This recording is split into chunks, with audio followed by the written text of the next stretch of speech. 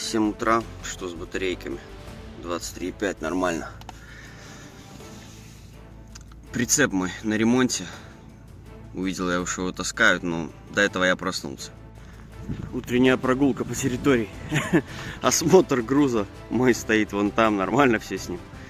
Прицеп также стоит. Не первый, который, а за ним. Это тот, с которым я до этого ездил.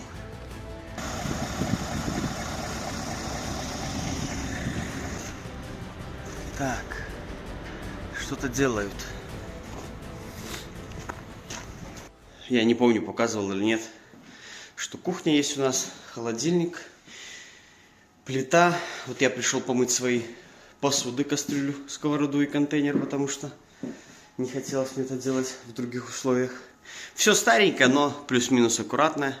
Печенюхи — это традиционное имбирное печенье, шведско-норвежское, но в целом в Швеции. И сейчас повсюду кругом продается тесто. И прикол такой, что я купил, я думал, такая-то выпечка, это оказалось тесто. Ну вот. Но как-то я решил печенье в кабине не катать. Так, 8:10 у нас. Отправился я на одной голове. 124 километра мне нужно проехать и забрать наш прицеп. И, собственно, погодка шикарная. -3, -4 по дороге. Полудождь какой-то периодически моросит. В общем, каток. Вот если бы была только такая дорога, то было бы вообще круто. Просто можно было бы шикарно ехать. Но, к сожалению, она не такая. Асфальт. И вот асфальт покрывается этим моросью. И, соответственно, подмерзает. На голове ехать, конечно, жопа полная. А я свернул. Мне нужно заехать на заправку, вот, потому что планы были совсем другие. Я немножко не подготовлен к рейсу, поэтому заправлюсь и поеду.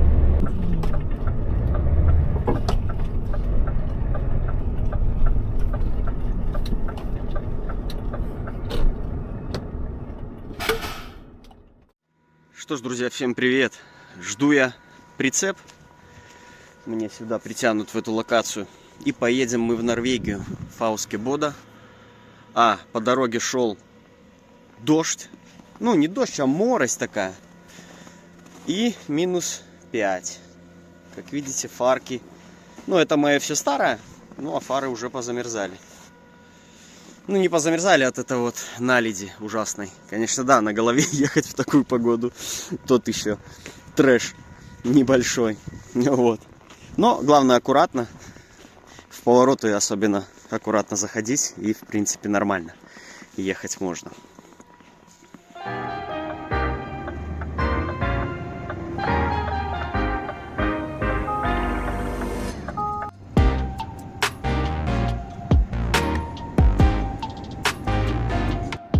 В 9 утра, друзья. Светлеть, видимо, не собирается. Начинаю я сегодня с Фауски. У меня 3 выгрузки и загрузка.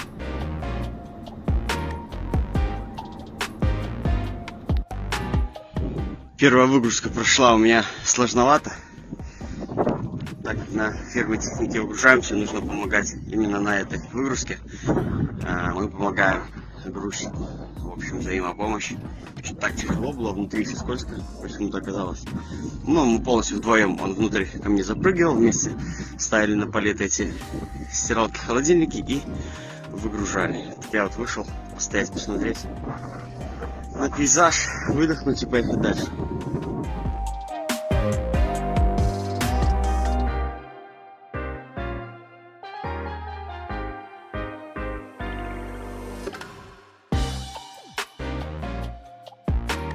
У меня впервые нестандартный план. Я в Бодо сейчас выгружаюсь на последней выгрузке. И пустым поеду в Швецию через Юнкердаль. Только в Фауске заправлю полные баки. Вот, хотел вам показать по дороге один участок дороги аномальный, в котором нету снега. Ну, там он немножко присыпанный, но это очень странно выглядит. В Фауске, где возле воды, в Бодо, в принципе, снег лежит, все как положено. А в том месте, где горой закрытое место, с одной стороны, с другой стороны еще далеко до воды, Ну, то есть там, я всю помню зимы, что там снега всегда куча было. А сейчас там едешь, там его просто нету. Я просто на этом участке дороги хотел ему показать моменты, зимние моменты, но не выйдет. Значит, видео все-таки получится просто как бы обзорная неделя. Я завтра, это у нас четверг, я загружусь, доеду до базы в этом ВУМе на CX и, наверное, возьму свой прицеп. Обратно загружу груз в него, свой же, с который я на финку грузил. Ну и поеду на финку. Как раз в тему пошел дождь. Отлично пустому будет ехать. Но я думаю, это только здесь в Бодо такое. Чуть дальше поеду, должно быть получше.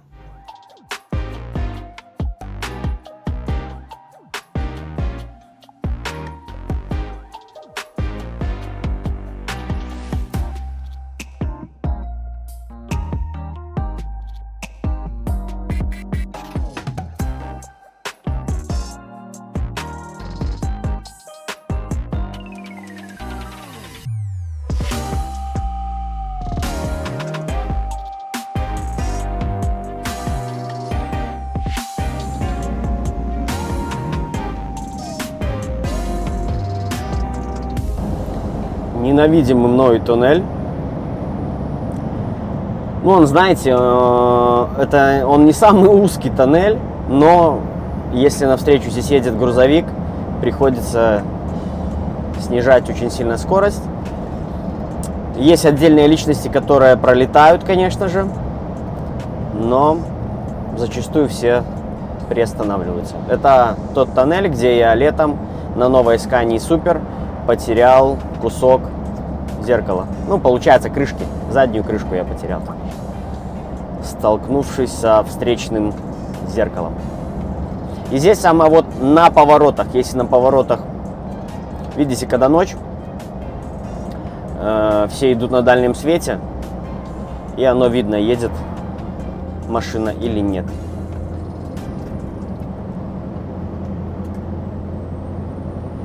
Здесь у нас минус 2, 0 дорога идет. Вдоль как бы воды немного. Местами скользко, местами нет. Я иду уверенно. Поднят, естественно, ленивец, я пустой. Кстати, назову вам вот развесовку пустую. У меня выходит 4,5 тонны на переднюю ось, на рулевую ось. И 7 тонн в целом на седло, но, конечно же, это только на ведущую ось получается. У меня нет необходимости ехать с опущенным ленивцем. Я опущу ленивец в случае, если будет там, например, дорога с какими, знаете, как кочки, впадины, где начинается дискомфорт. А в целом, вот мы идем по серпантину, мне очень комфортно идти. И добавлю, в случае торможения моторным тормозом у вас лучшее торможение идет, когда у вас придавлена ведущая ось. То есть, если у вас опущен ленивец, торможение моторным тормозом хуже, чем когда у вас вес весь на ведущей оси. То есть, вы должны это понимать при прохождении каких-либо препятствий. Здесь на поворотах я также могу тормозить моторным тормозом, так как дорога в данный момент не везде скользко. То есть я чувствую, когда вы на пустом тягаче идете, вы очень быстро можете чувствовать, насколько у вас скользкая или не скользкая дорога. Местами поблескивает, вот, блестит местами уже дорожка, с-под колес не летит. Вот, но вот белый асфальт, он есть белый асфальт, но по краям все влажно, это влажное уже обледенение. Ну и идем дальше. Идем дальше на участочек, который я вам хотел показать. Ну, как видите, темно. Все, уже 4 часа, абсолютно все темно. Сложно снимать контент, конечно, в таких условиях. Но привыкайте, здесь с этим ничего не поделаешь. Сейчас вплоть до где-то середины февраля будет вот очень короткие дни, где дальний север уже, там в данный момент полярная ночь вообще. То есть немножко там на час что-то светлеть начинает, и на этом все, дальше продолжается ночь. Тем временем за бортом минус 9. Сейчас участочек проезжал, было минус 17. И движемся мы в сторону границы. И где-то должен я уже подъезжать к сужению дороги. И, собственно, впечатлил меня тот участок, что там отсутствует снег практически. Даже вот здесь мы видим, что снега очень мало на обочинах. То есть он в целом здесь как-то очень мало падал. Хотя морозы здесь все стоят. То есть если бы был какой-то циклон здесь прошелся бы, то этот снег бы сохранился. Но здесь какая-то немножко другая аномалия. Вот знак сужения. И у меня по дороге еще будет перед границей заправка полных баков дизеля. Заправляем дизель мы в Норвегии, AdBlue заправляем мы в Швеции, так как AdBlue в Швеции дешевле, а дизель дешевле, собственно, в Норвегии. И здесь за счет того, что снега мало,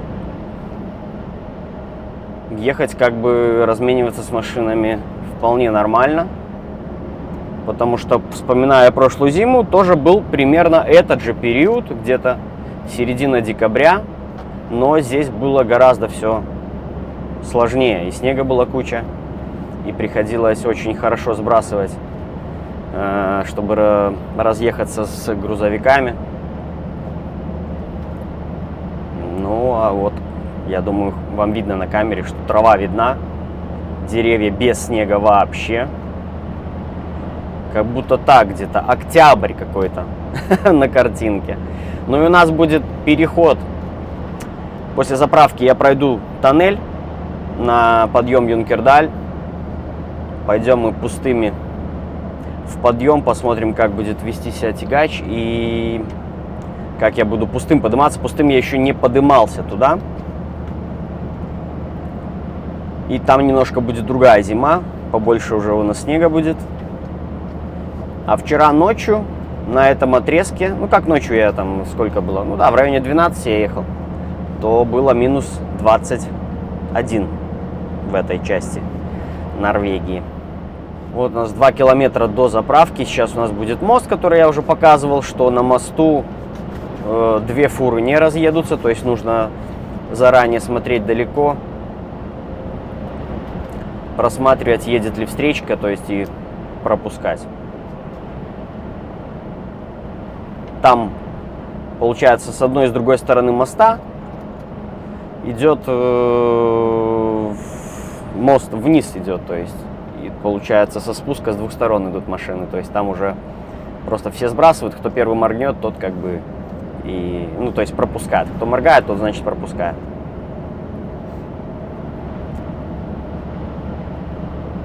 И здесь я, кстати, вы видели, что да, я переключил с дальнего на ближний.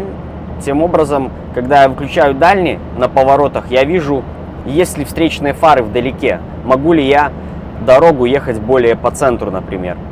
Ну, то есть это всегда у меня так заложено. Я в основном какие-то повороты прохожу посередине. То есть когда это ничего, я никому ничего не препятствую. Ну и вот, как видите, впереди идет фура.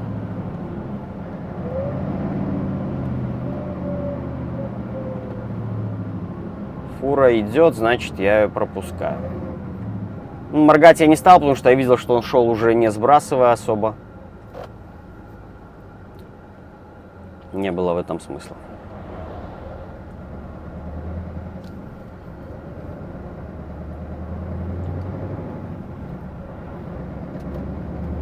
Вот такой вот коварненький мост.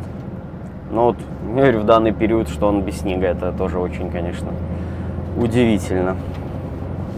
И заправка та же, которую я не раз показывал. Показывал комнату, где домик для водителей по номеру телефона. Подходите к дверьке, набираете номер телефона, вам открывается дверька. И там душ, туалет, соответственно, воды набрать.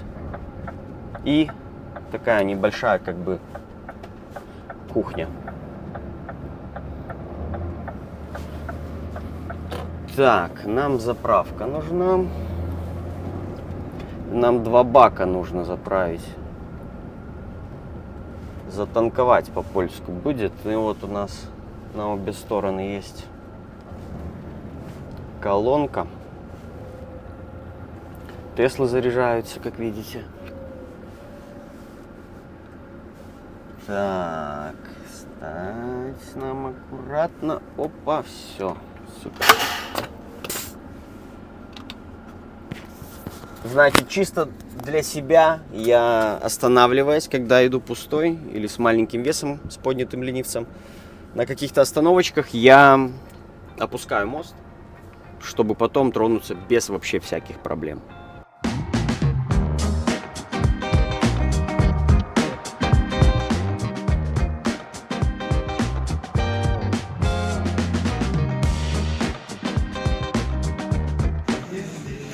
Здесь внутри ресторанчик такой, с такими вот декорациями.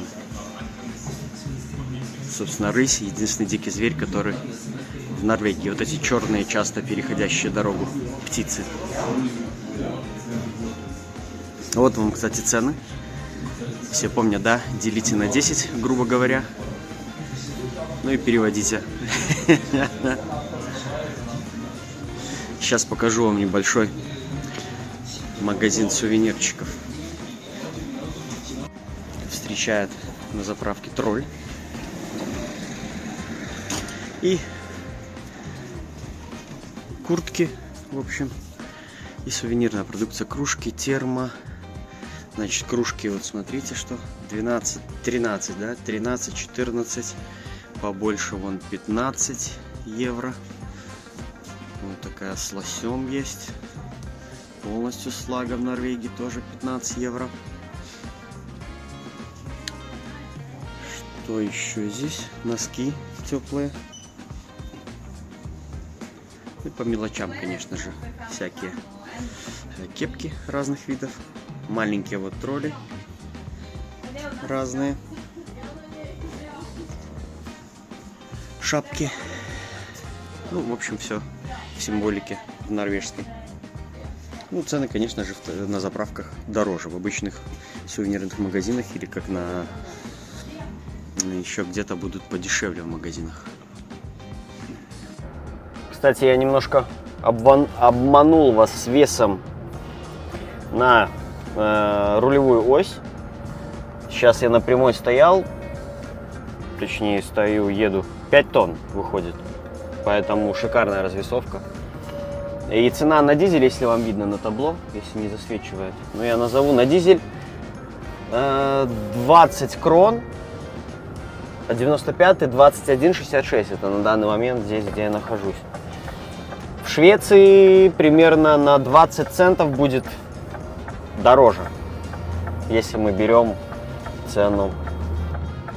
Получается, нет, не на 20 центов, а на 2 евро дороже. Здесь, короче, 2 евро, если так взять грубо, без курса, да, а в Швеции будет, не на 2 евро, все правильно я сказал, на 20 центов, 2,2 евро будет.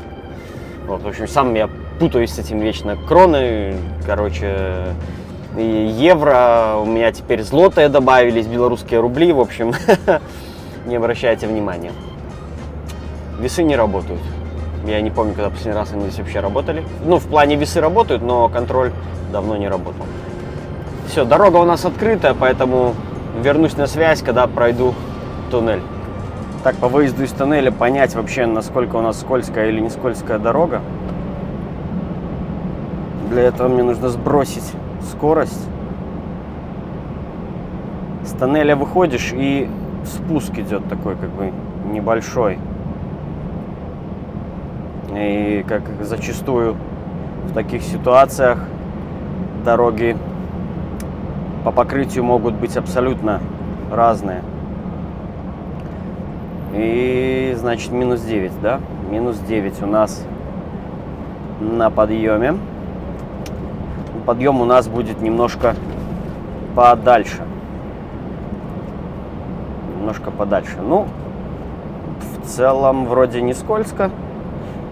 Значит, мои методы, как я определяю, еще бывают, знаете, вот едешь, вот непонятно, да? Выбираю ровный участок дороги. Вот, например, в данный момент полностью ровный. Спокойно могу ехать посередине и слегка притормозил.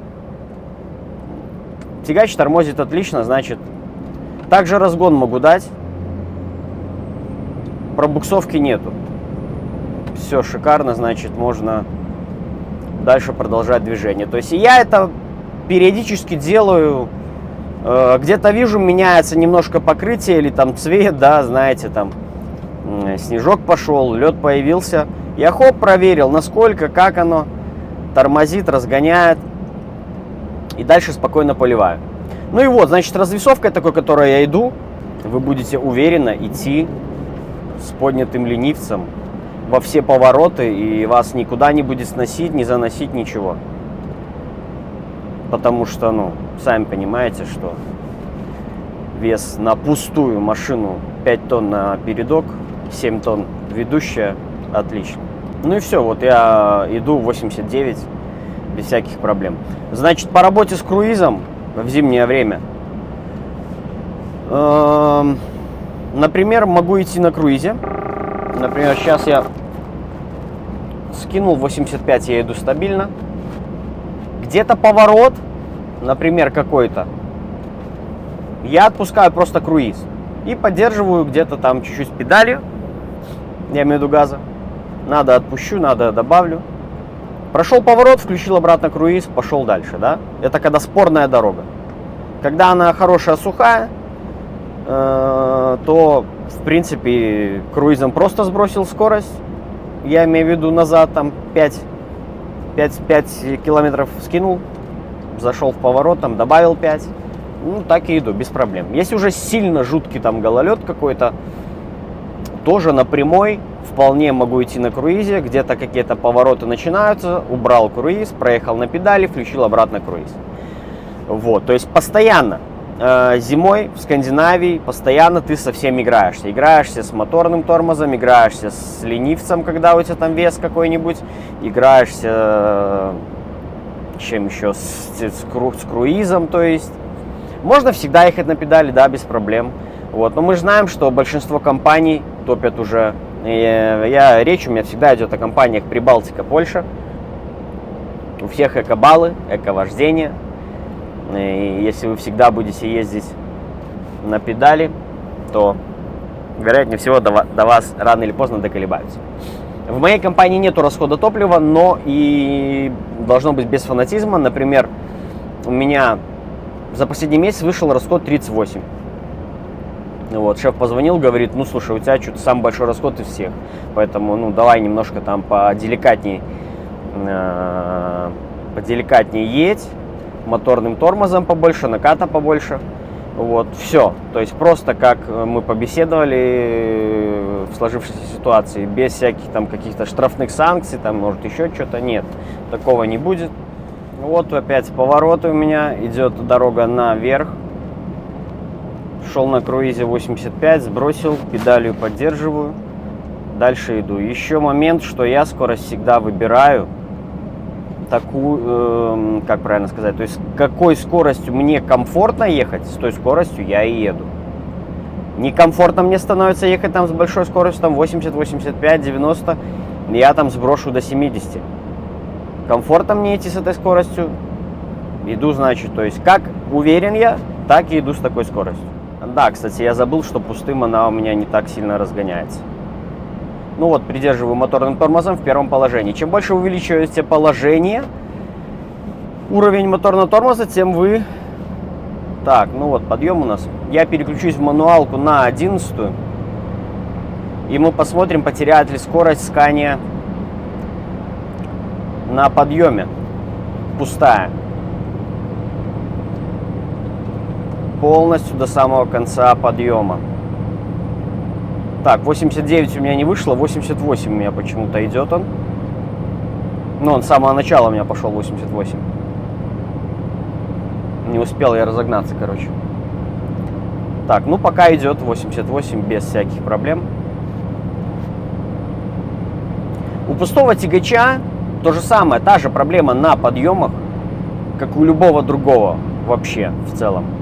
Неважно, это будет двухосник или трехосник.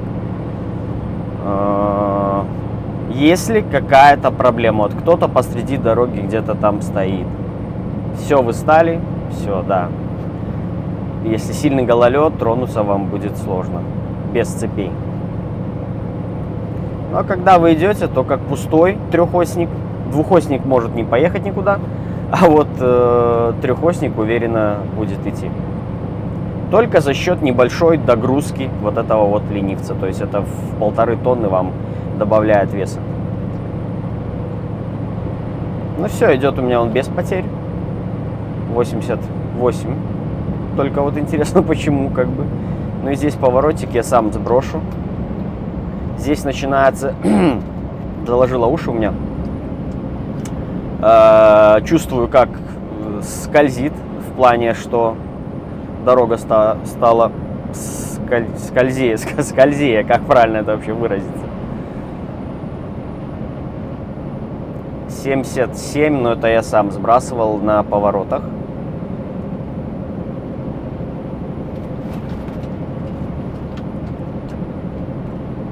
То есть он вот чувствую такой, знаете, уже валкость такая, хоп, в сторону, влево-право, жопа начинает подгуливать. Но идет-то по-прежнему все хорошо, резина у меня хорошая, как и на прицепе, так и на тягаче. Вот часть я подъема просто залетел очень быстро. И, по-моему, сейчас еще чуть-чуть будет. И будет у нас таможня. На таможню мне заезжать не нужно. Все, я иду пустой. То есть, если там сейчас контроль не работает и не захотят они меня сами свезти, я спокойно проезжаю под какие там знаки буду стоять, 30 или 50. Я спокойно это место проеду, чуть-чуть дальше там отъеду, будет площадочка, я остановлюсь, сделаю смену страны. Здесь у меня в новом тахографе, ну во всех уже сейчас так, и Volvo, Scania, DAF, неважно какая машина, в новых тахографах у нас предлагает сразу, когда вы пересекаете страну, границу, предлагает сменить страну. Вот. Знак я вижу 70, 30 у нас знак проезда этого участка по зеленому коридору получается.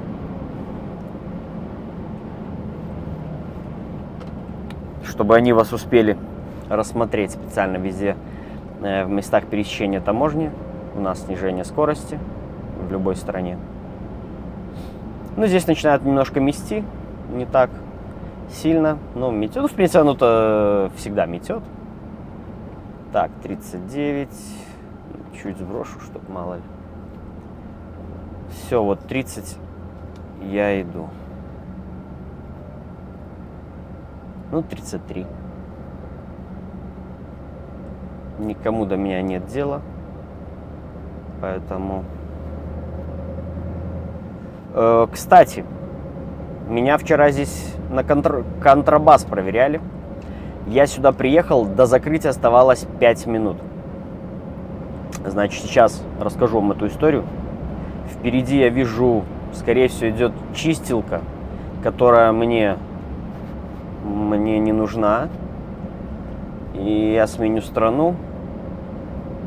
Ну, в принципе, я его обгоню, здесь дорога широкая. Вот этот парковочка, кармашек, в котором я остановлюсь.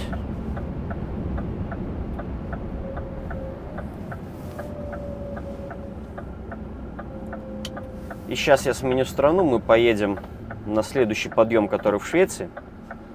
И я вам расскажу, что тут у меня вчера происходило.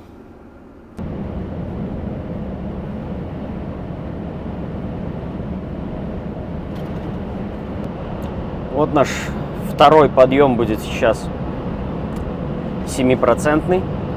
И как раз на подъеме у меня препятствие, чистилка, которую мне нужно обойти, не сбрасывая даже. Ну, мне-то как бы, даже если я и сброшу немножко, ничего страшного. Ну и еще второй тест. На этом подъеме 7% потеряет ли Scania пустая. Напомню, у меня 530-я V8. Потеряет ли она у нас скорость или нет. Ну, я думаю, ничего здесь она не потеряет. Но я, конечно же, сейчас еще, пока проеду чистилку эту, возможно, придется мне все-таки сбросить скорость.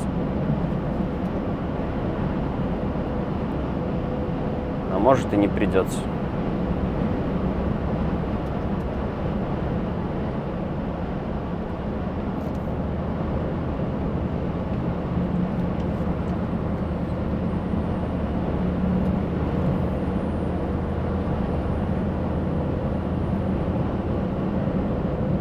Неохотно он, я хочу сказать, так хотел меня пропустить.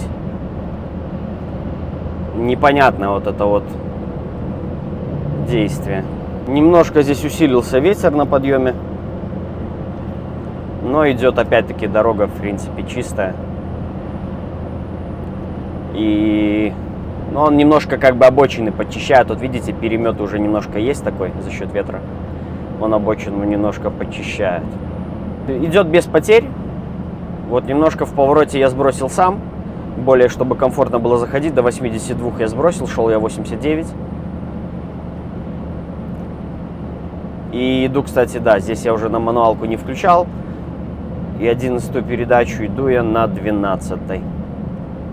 И вот на 12-й, так как обороты уже меньше, у меня сейчас 1100 выходит. А нет, все-таки. Ну, короче, нормально залетает. Если бы я шел на мануалке, не было чистилки, то потери скорости не было бы никакой. Не, вообще кайфово, на самом деле, мне нравится рассекать пустому. На голове, конечно, не такой кайф ехать долго, вот, но на тягаче пустом с прицепом, на трехоснике отлично, мне нравится ездить. Когда у вас еще, тем более, есть спереди еще груза, например, там тонн 5 у вас там спереди поставлено или на пол прицепа, ну пускай даже 10 тонн, тоже шикарно, с поднятым ленивцем идет он отлично. Даже если груз 10 тонн только спереди будут стоять, то есть вы с опущенным ленивцем будете идти как танк. Здесь снег у нас немножко увеличился на самой вершине. Но я думаю, сейчас дальше уйду. У нас 5:30 вечера. Там только мороз немножко должен усилиться. Сейчас минус 11. И идет нормально.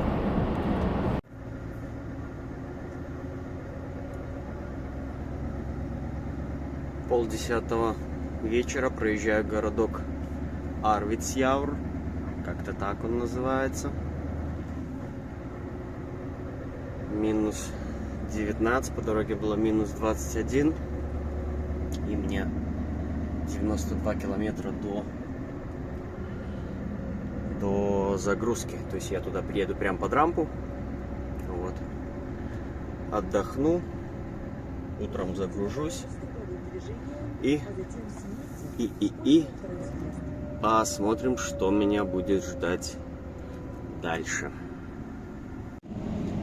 Что ж, минус 24, 22:16 время, мне 24 километра до точки назначения. Так, где наш поворот? 500 метров.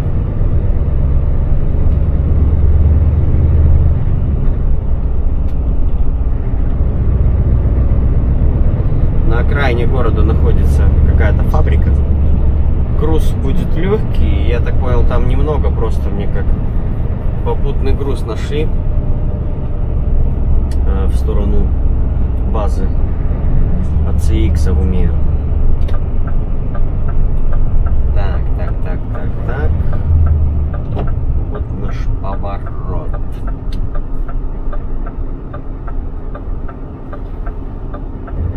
— 160 километров до Умия будет. Отсюда мне завтра.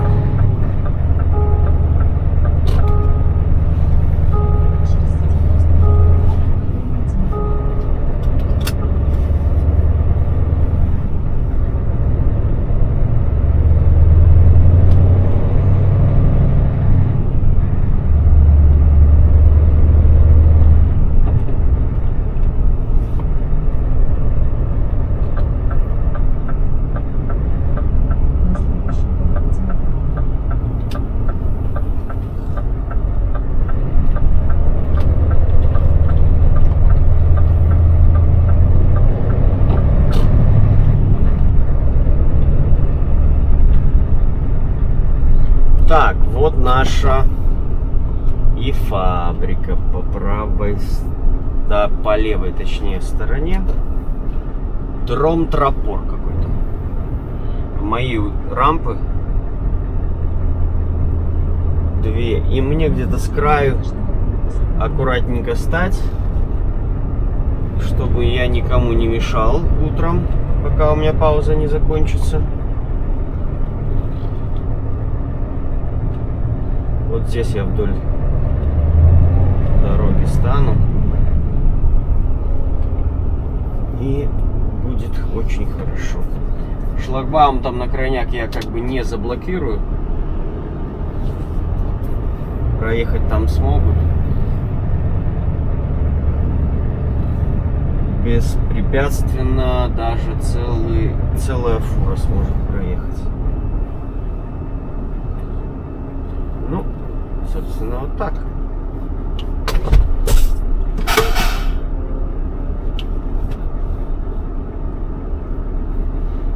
Что ж, ждем завтра. Вовремя я увидел, что здесь трасса для снегоходов проходит как раз под моей кабиной, поэтому немножко дам назад, чтобы здесь могли проехать.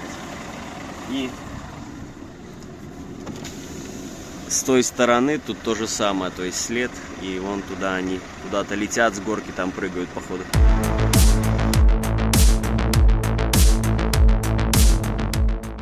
Проспал я Акумы 23:0.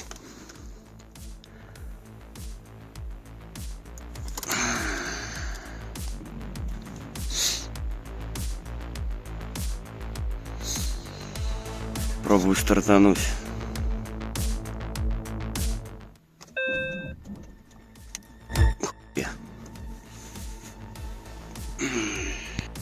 Автономка запустилась, поэтому дальше буду высаживать и потом пойду на ферму. Ферма с 7 утра открывается через полчаса. И спрашивать, кто меня сможет прикурить. Так, ну, сходил на ферму, сообщил о проблеме. Сейчас сказали, минут 10 подъедет трактор, меня должен подкурить. Смог я завестись. Ну, короче, приехал трактор. Мы попробовали, но у него 24 на 24 вольта идет система, но у него один аккумулятор. Мы попытались, не получилось. В это время приехала еще одна машинка, фирма. Позвонила ему, человек здесь рядом. Он подъехал с таким блоком большим, я уже ничего не снимал. И с генератором мы подключили. Я снял крышку полностью от коробки. Не подключался, полностью снял крышку. Подключились мы, подождали минут 10, и я смог завестись. На данный момент минут 19. Буду грузиться и поедем в сервис менять аккумулятор. Ну вот такая проблемка в этих сканиях, когда начинается где-то от минус 10, я начал замечать, то есть вы завели, у вас набрал воздух, но у вас куча ошибок выстреливает по всему. EBS, ESP, неисправность подвески, двигателя неисправность, все пишет подряд. Поэтому просто глушим. Но я сейчас боюсь еще пока глушить. Немножко проеду с этим ужасным звуком. И потом стану, заглушу, заведу, и у меня звук этот должен пропасть. Все-таки здесь я стоя заглушил и завел, и вот все пропало. Подметил я его издалека, он стоял. И вот, естественно, когда подъезжаешь ближе, ему куда-то нужно тут побегать. Влево, вправо, вперед, назад. Ну, раз я к вам уже все равно остановился, я вас рассмотрю поближе. Красавцев таких. Никуда вы не убегайте от меня, подождите.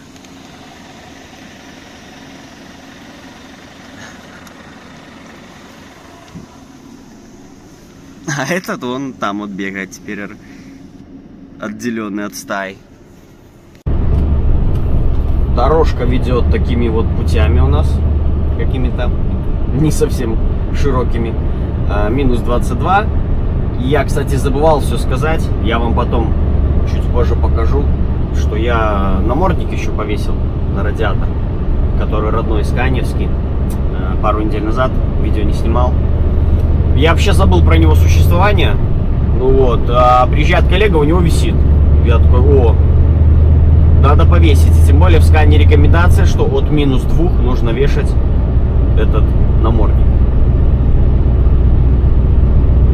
Ну а здесь мне 130 километров до Уми, и здесь еще такой вот 10 километров участочек дороги. Машины по нем не ездят, но, как видите, вот люди живут как-то здесь. Нормально им. Небольшие хозяйства у каждого.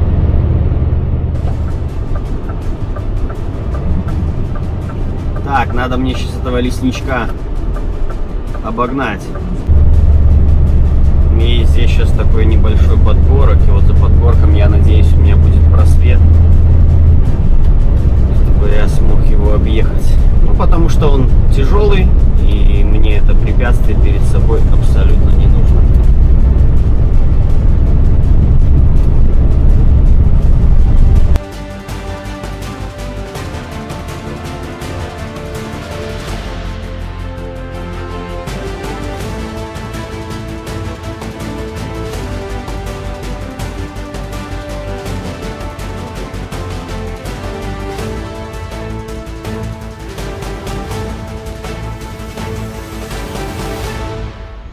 Так, я в Уме, у нас 10 градусов, 12 дня. Я уже без прицепа и мчусь на сервис. 3,7 километра. На сервисе я был на белой Scania, кто видео помнит. И сейчас мне там поменяют батарейки.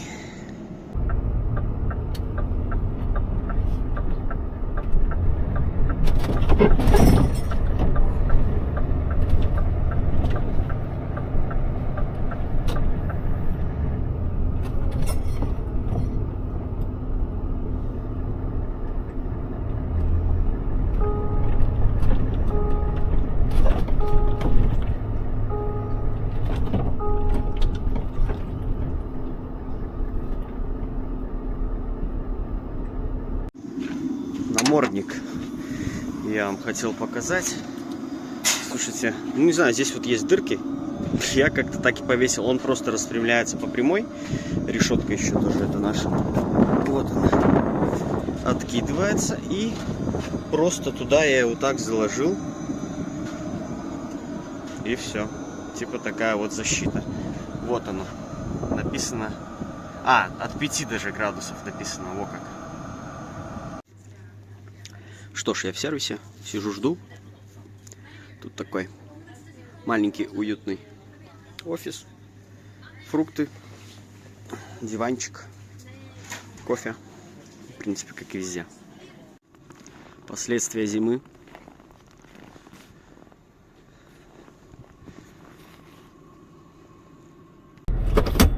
Подъехали, пока я стоял, ждал, меня прикурили, потому что я не смог завестись. И еду менять. И знаете, что мне не нравится в их решении? Что мне поменяют только одну батарейку. Насколько вообще так известно по жизни мне, что если чего-то где-то установлено в паре, то меняется эта пара. Я не знаю, как это связано с аккумуляторами, но обычно, когда мне меняли где-то аккумуляторы на сервисе в разных компаниях, но это было на Вольвах в основном, то меняли всегда пару. Но здесь они провели тесты и решили, что 2 аккумулятора менять это слишком жирно. Вот. И поэтому мне поменяют только 1 аккумулятор. Ну а я посмотрю уже сегодня ночью, насколько это стало лучше или хуже. Так, 18-е ворота, он мне сказал.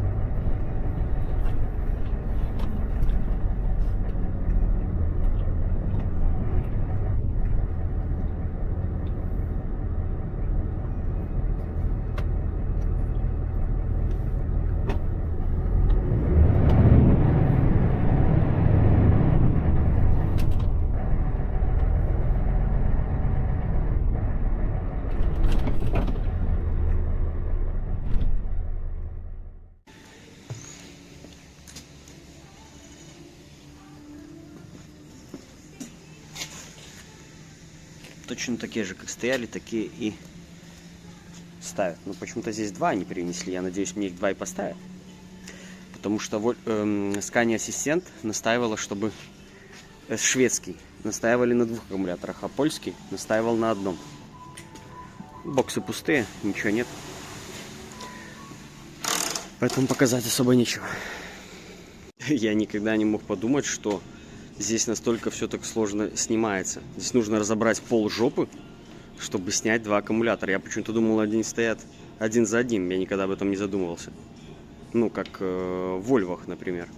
А здесь реально все нужно пораскручивать, чтобы вынять 2 аккумулятора. Это жесть, конечно. Зачем так Scania придумала, непонятно.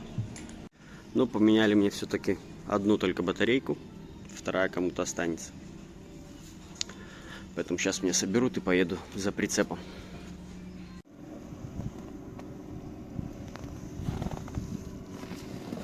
То есть это вот с такой боковой антисплэш Michelin. Это самая лучшая резина, на которой я ездил. Передок. Именно передок.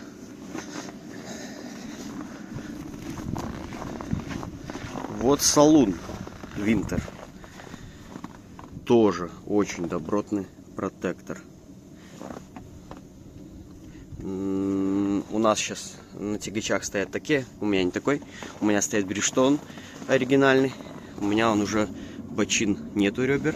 Только остались здесь центральные. Ну и так себе, конечно, уже стало держать. Но ехать можно. Так, пойдем еще посмотрим какую-нибудь резину. Вот Michelin оригинальный.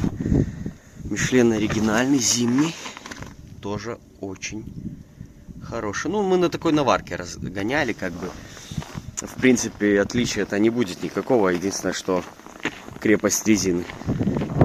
Самого протектора. Не надо думать, что он отвалится на наварке. У логистики такая Volvo есть. С тралом. Ковши какие-то куда-то везет. Но это обычная FH-шка. Это не FH16. Приехал я с сервиса, когда менять аккумуляторы. Увидел, что грузят мой прицеп. Недалеко от Скелефте город Болиден.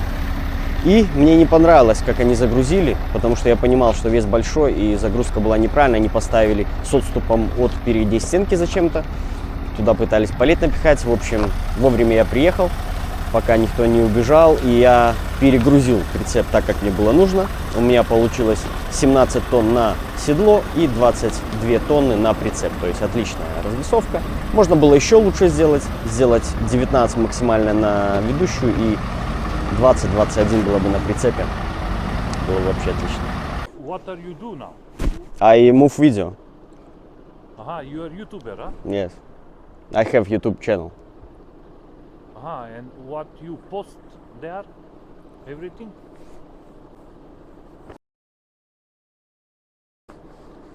What is your name? Tracker in Scandinavia.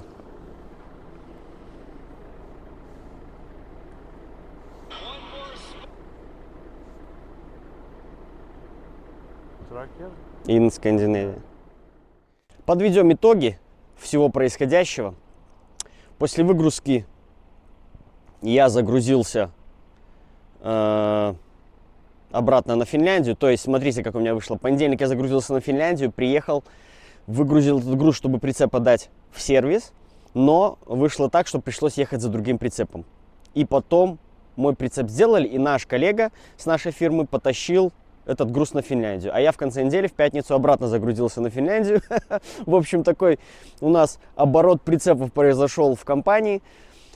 И потом же я его навстречу уже ехал загруженный в пятницу и встретил его навстречу. Он уже возвращался из Финляндии.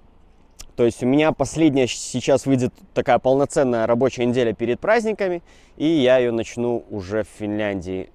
Значит, небольшое повреждение там на прицепе. Поедем в сервис Экери, я вам покажу, что там к чему будет. По поводу батареек. Батарейки давно просились. Хватало на 9 часов. Так как я стоял возле фирмы, я не парился. Я встал и спокойно лег спать. Вот. Ну, проснулся спустя 7 часов. Вышло у меня 7:50 на тот момент, но первых 50 минут у меня тягач работал. Я стоял, минус 24 было. То есть температура, как я приехал, была минус 24, так я и проснулся, была минус 24. Ну, как видели, ничего не произошло. Вначале на офисе еще мы неправильно друг друга поняли, и, короче, трактор приехал не совсем сразу. Вышло где-то около 2 часов, я там протусовался.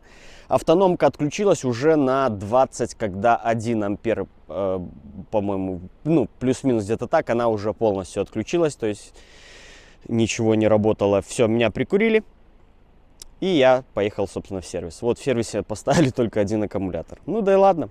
Кто не подписан, подписывайтесь, пишите также ваши вопросы в комментариях, и увидимся с вами в следующем видео.